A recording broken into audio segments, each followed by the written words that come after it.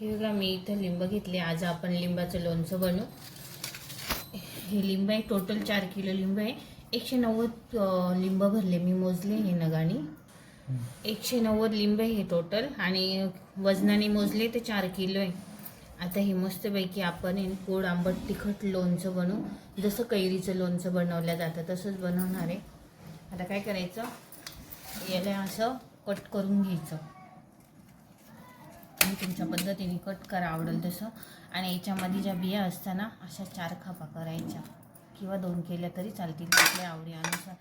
आणि याच्यामधली बी अशी काढून घ्यायची, एक पण बी राहता कामा नये, जेणेकरून नाही तर लिंबाचं लोणचं कडू लागतं नंतर खायला मुरल्यावर.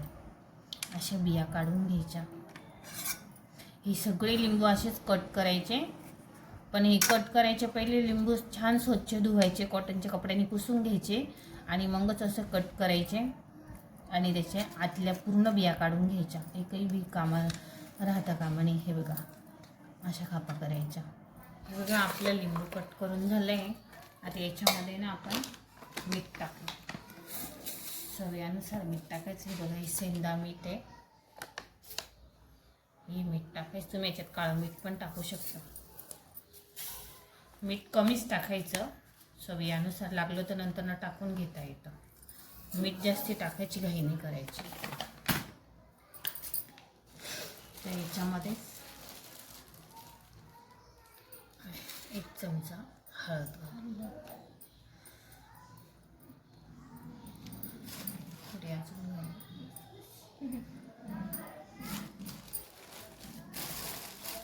आता हे मिक्स करून घ्यायचं असं.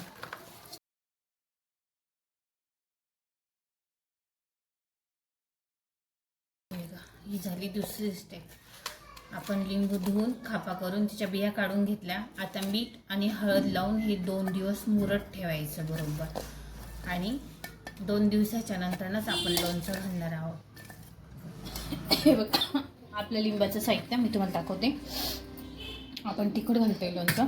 इथं मी 1 किलो तेल घेतले, ते आता मी तापत ठेवणार आहे कडकडीत.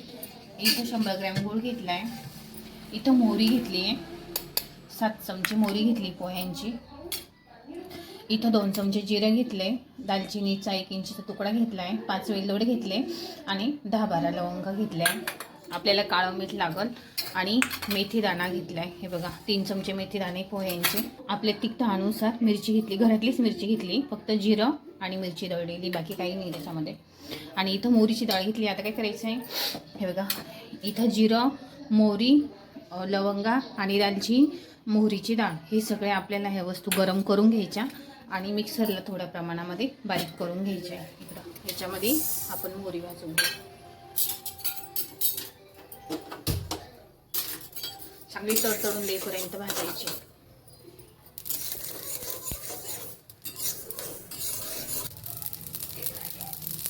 तडतड्यामध्ये आता त्याच्यामध्ये जिरं घालून आणि लवंगा, दालचिनीचा तुकडा, वेलदोडा नाही घालायचा, वेलदोडा आता टाकून लागला आपण.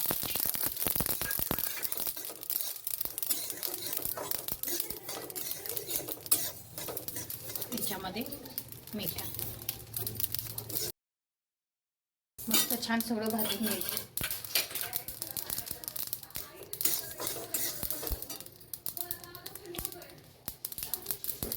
जिरं कमी वाटतं मी, हे बघा थोडा अजून टाकलं 1 चमचा. झाली आपली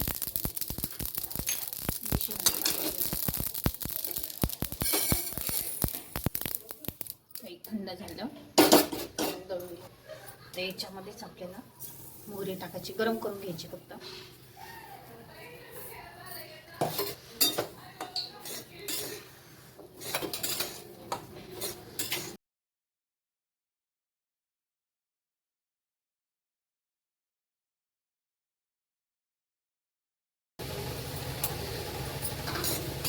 पण अशी हलकीशी गरम करायची. मोहरी तेल सोडायला लागते.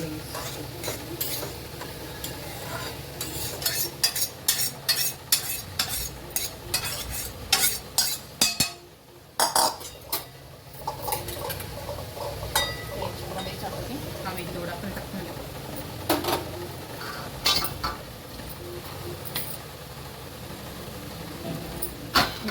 थोडीशी मोहरीची मी डाळ चांगली दळून घेणार आहे अशी गरमरी, म्हणजे खरंच छान पडतो.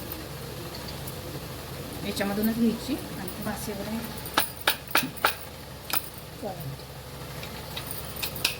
मसाला तुम्हाला किती तिखट हवं आहे तेवढं मी थोडं अजून घालणार आहे.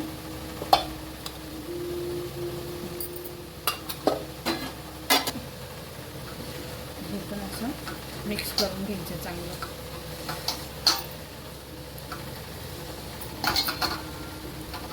त्याच्यामध्येच आपण काळं मीठ घालणार आहे. हे बघ काळं मीठ नक्की घाला, चव छान लागते. आणि लोणचं पचतही, तोंडी लावताना ॲसिडिटी वगैरे झाली असेल तर निघून जाते.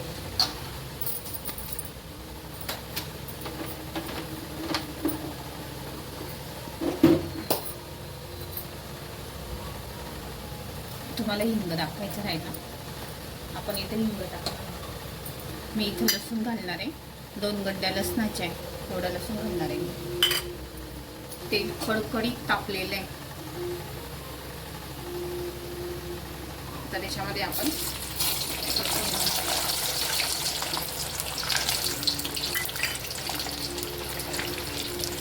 तळून द्यायचा लसूण चांगला.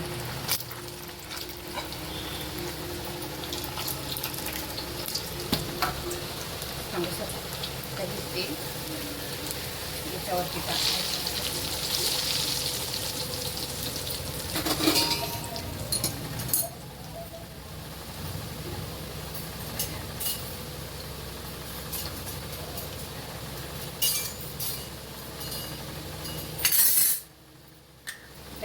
गरम तेलामध्येच 2 चमचे हिंग घालायचं.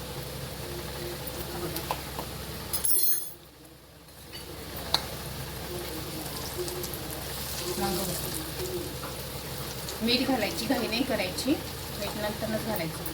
आता हा जो गूळ आहे हा लगेच नाही टाकायचा, थोडं नॉर्मल होऊन द्यायचं तेल, मग टाकायचं त्याच्यामध्ये. गूळ टाकायची घाई नाही करायची. बघा मस्त झालंय. हे लोणचं कधीच खराब होत नाही, फक्त पाण्यापासून लांब ठेवायचं. सुगंधही छान येतोय. लक्षात ठेवा गरम आहे, बाजूला ठेवायचं, हलवून घ्यायचं. आता लोणचं मुरायला आपण हळद आणि मीठ टाकलं होतं, 2 दिवस झाली, त्याच्यामुळं मीठ जपूनच वापरायचं. लागलं तर वरतून टाकून घेता येतं. मी आता लोणचं थोडं चाटून बघणार आहे आणि मग याच्यामध्ये मीठ टाकणार आहे.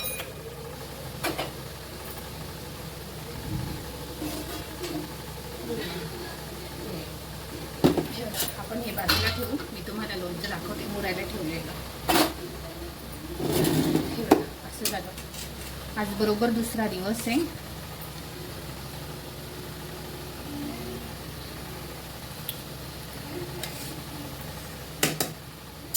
गरम गरम टाकायचं नाही तेलामध्ये, थंड झालं का मगच मिक्स करायचं. हे बघा असं दिवसातून 2-4 वेळेस मी हलवलं.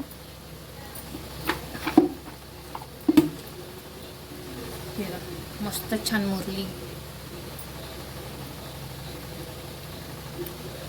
मिठाची गरज नाही लागणार, मीठ बरोबर. हे असं. आता हे कधी टाकायचं, मसाला थंड झाला का मग याच्यामध्ये टाकणार आहे, तेव्हा दाखवल मी तुम्हाला. आता मी मसाला थंड होऊन देईल, नंतर आपल्याला गुळही घालायचा. हा बरोबर गुळ मी साईडला ठेवला आहे, गुळ लगेच कालवलं नाही. आपली लोणच्याची ग्रेव्ही थंड झाली, पूर्णतः थंड झाली. 2 तास उलटून गेले, त्यांच्या हवेखाली ठेवलं तर. आता याच्यामध्ये आपण हा गूळ घालू. तुम्हाला हवी असेल तर साखर बी घालू शकता, पण मी गूळ घालणार आहे.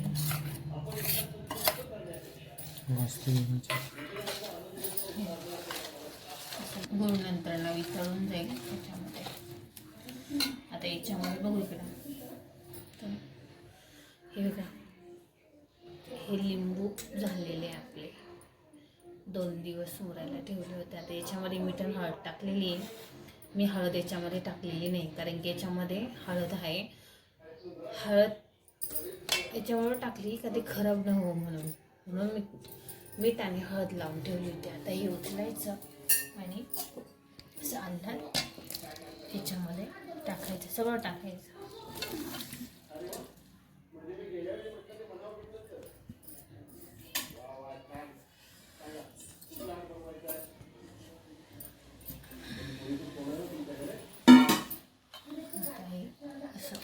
मिक्स करून घ्यायचं.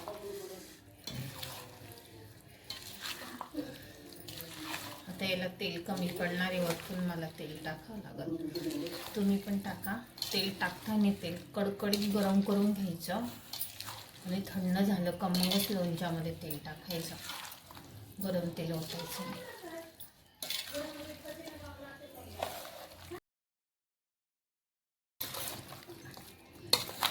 आता हे एवढं लोणचं वजनी 4 किलोचं आहे आणि नगाने जर लिंबू मोजले तर 190 लिंबू बरोबर भरलेले. याला मी कम्प्लिटली 1 किलो डाळ घातलेली. तुम्ही 1 किलो घाला, अर्धा किलो घाला. डाळीचं प्रमाण आपल्यावर आहे. आपल्याला खार कितपत पाहिजे खायला, जसा खार हवा तशी तुम्ही डाळ घाला. मी आता याला तेल कमी पडलंय, मला तेल टाकावं लागेल. हे बघा, ही काचेची लोणच्याची बरणी आहे. मी कालच आणली, खास लिंबाच्या लोणच्यासाठी, माझ्याकडे नव्हती. छान आहे. आता मी लोणचं याच्यातच भरणार.